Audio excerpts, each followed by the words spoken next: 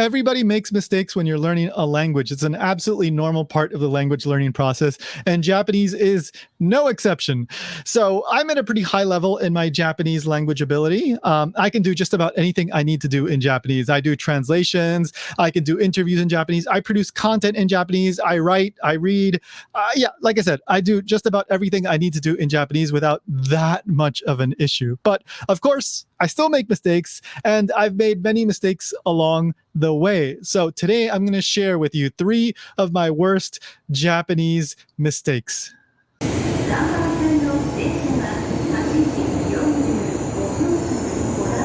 Hey guys, Tony.Vega here. So I'm the founder of JapanQ.com. I produce content about Japan. I especially focus on podcasts, and lately I've started doing videos like this. So this video, well, the audio of this video will be released as a podcast episode over on my main show called Japan Station. So on Japan Station, I interview people about Japan and Japan-related topics. So if you're interested in that, you can go subscribe on Apple Podcasts, wherever you get your podcast, and listen to that. But the video versions do get released to the JapanQ YouTube channel as well. So make sure to subscribe to the YouTube channel, hit the like button, and drop a comment. I also produce another show called Ichimon Japan. That one's pretty fun. Me and my co-host ask a question about Japan, and then we try to answer it through research or just our own personal experiences. It can get pretty wacky. So all of that stuff can be found at JapanQ.com. All the video versions get released here on the YouTube channel. So let's get into the topic today. 3 worst Japanese mistakes I ever made. Now, the first one is a little bit of a cop-out. I know you're expecting like funny stories and ha ha ha, Tony embarrassed himself. Well, I've got 2 of those stories, but the first one is a little bit of a curveball. So the first one is I expected that just by going to class, I was going to become able to speak Japanese, and that most certainly is not the case. So what I mean is, I bought a book when I was I must have been like 13 years old or something. I think I was in 8th grade. I bought a book called Easy Hiragana, and it wasn't like a full course or anything, but I read through it, and I learned some words here and there, and that was fine. But it wasn't much. And then in high school, I took a couple years of Japanese, but that class was, that's a story for another day. But that was, unfortunately, the class had developed a reputation for being for people that just wanted an easy A, and it was kind of a slacker class. And that's not a lie. There were just a lot of issues with the teacher discipline, and yeah, it's a crazy story. But the point is, I learned a few basic things there, some hiragana, katakana, a little bit of kanji, and just some very, very basic things. But from there, it would be 2 years. Well, I took a night school class, in which again I learned a few things here or there, but mainly it wasn't until I got to college where I really started to study more regularly.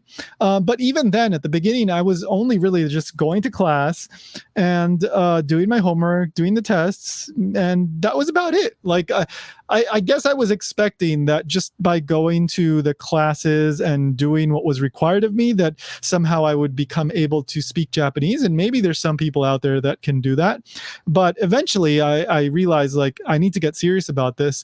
And it wasn't until that moment where I decided that, and I decided to start studying Japanese every single day on my own, like spending significant amounts of time consuming natural speech. So unfortunately, I was living in Florida at the time, and there's not a big Japanese population over there. So it wasn't like I could talk to people and really hear it in person. I had to use media, right? So I would use anime and movies and music, and I would read like children's books, and I would do this every single day, create lists, blah, blah. I can talk more about this process if you want, but I mean, and it's even easier now. There's more resources online than there were, a little while ago when I was doing this. But after those, I don't know, a couple months, 3 months of doing this, it was like night and day, like, whereas before I could barely throw words out there and maybe string like some very, very basic sentences together. By the end of that, I was able to have conversations with people. And I went to Japan at the end of that period. I was there to study abroad, and I was able to communicate with my friends and all that, no problem. I was writing in Japanese. I've improved a lot since then, but I got to a very comfortable level. And it's all thanks to that period that I spent, like that summer of just studying every single day, day and just never skipping a day and spending significant amounts of time absorbing Japanese, really thinking about what people are saying and try to mimic the natural speech patterns. That was an immense help. And in my opinion, everybody's different, but in my opinion, you can't get to that level if you're only studying Japanese in the classroom. Like if you're a college student, or even if you're an adult and you're taking some classes online or something, like, yeah, that's great, but you need to really put the extra effort to get to that point where you really feel comfortable having conversations and you're not struggling all the time and at a loss for words. So that's my number 3. Like, I think if I would have done that earlier, I'd be maybe even better Japanese right now. Like, I mean, I'm very happy with my level right now, but I think I would have gotten to this level even faster, and it would have been a different experience. But, you live, you learn. That is life. I'm telling you this so that you don't do the same thing that I did. So if you're really serious about learning Japanese, put in that extra effort. All right. Number 2. This one is a little bit of a funny story. So this goes back to when I was studying abroad in Japan. I was walking in a park with a dorm mate. Like, she lived in the same dorm building, and the caretaker of the dorm building, we would call her Okasan, the mother of the building. And we were walking in a park. I don't remember where we had gone. I don't remember what we were doing. I think we were walking back towards the dorm, but I specifically remember I wanted to use a restroom, and I asked for the benjo. I used the word benjo. And now by this point, I could speak Japanese fairly well. I could have conversations. And so, like, I had the Japanese proficiency to ask this in a natural way.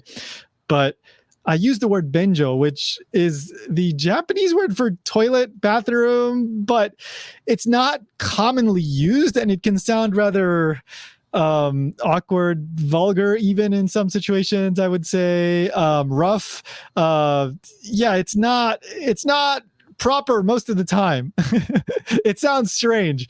Out of place in most situations. So, but my thinking, I think, I don't remember this clearly, but I think my thinking was, it's a kanji compound, and usually those are like the more formal, the more proper words. So maybe benjo, which literally means like, it's like, well, toilet place kind of thing. It's literally something along those lines.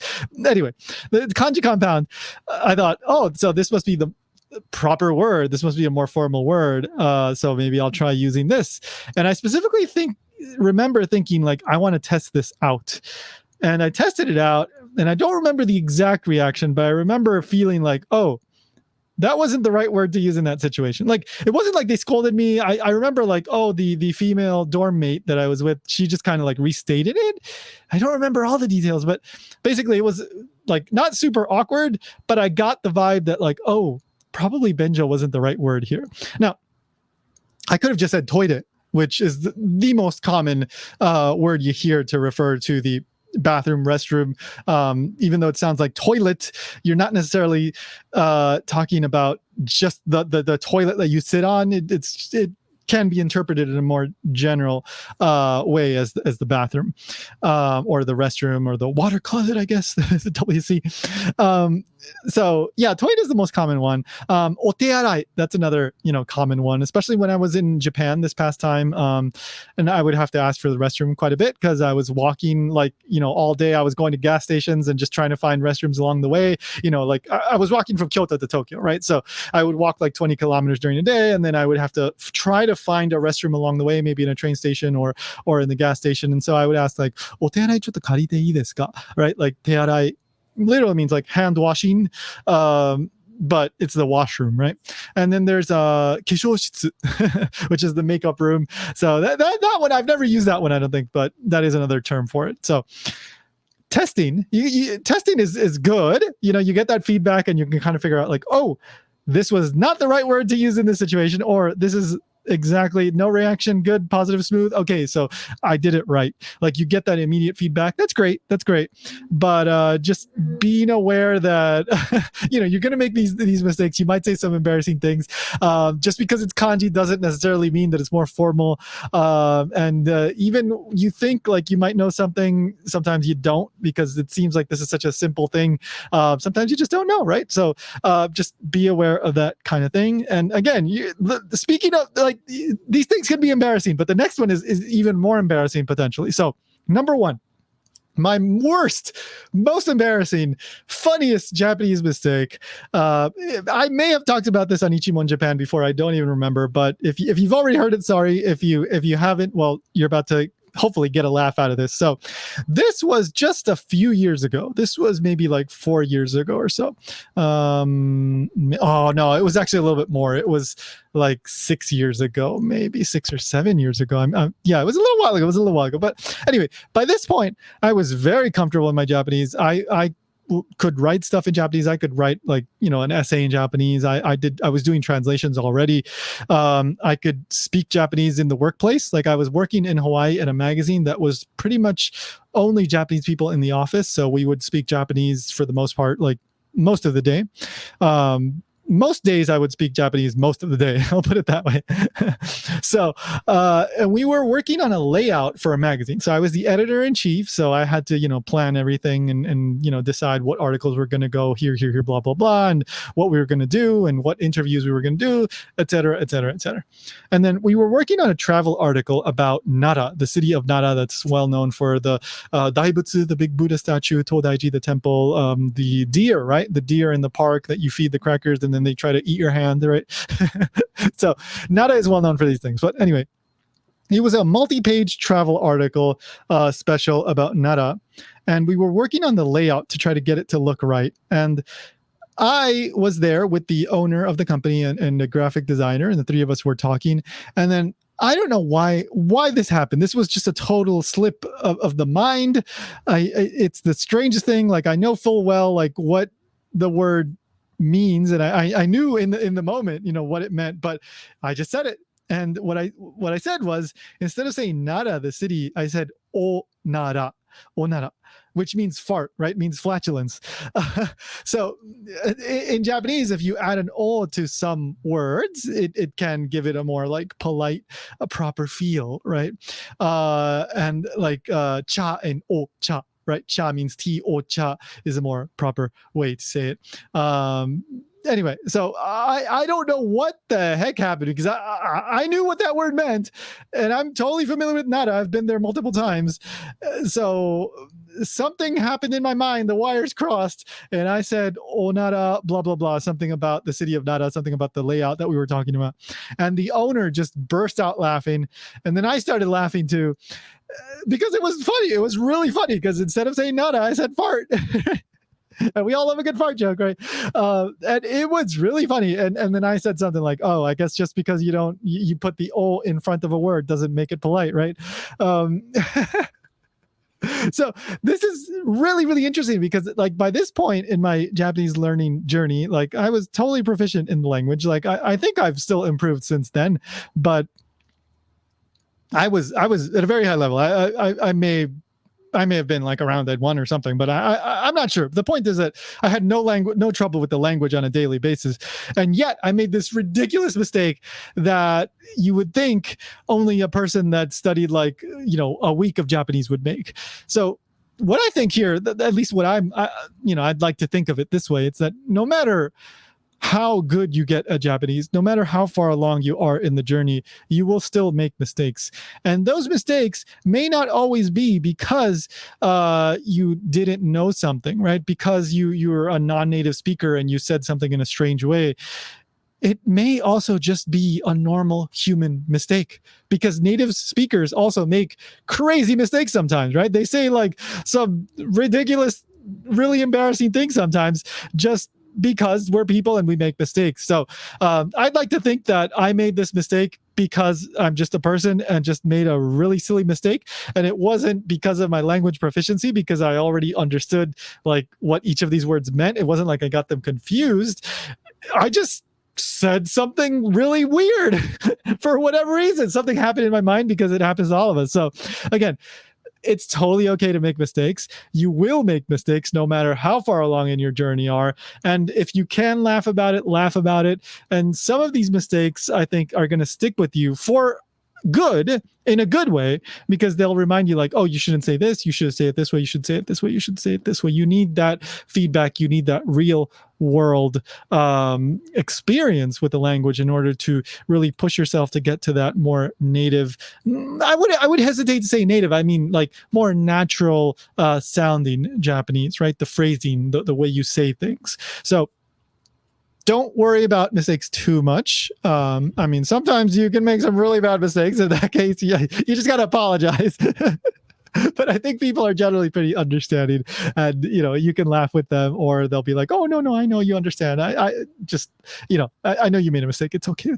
So, go out there, do your best. If you're learning Japanese, it's okay to make mistakes. Keep at it, put in that extra time. And I think you can do it.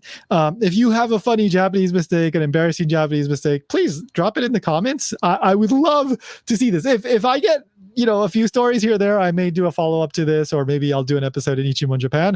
I would love to get comments. Just if you have a funny, interesting Japanese mistake, drop it in the comments down below. Again, if you enjoy this content, share it, like, subscribe. I'm really trying to get to that 1,000 subscriber mark.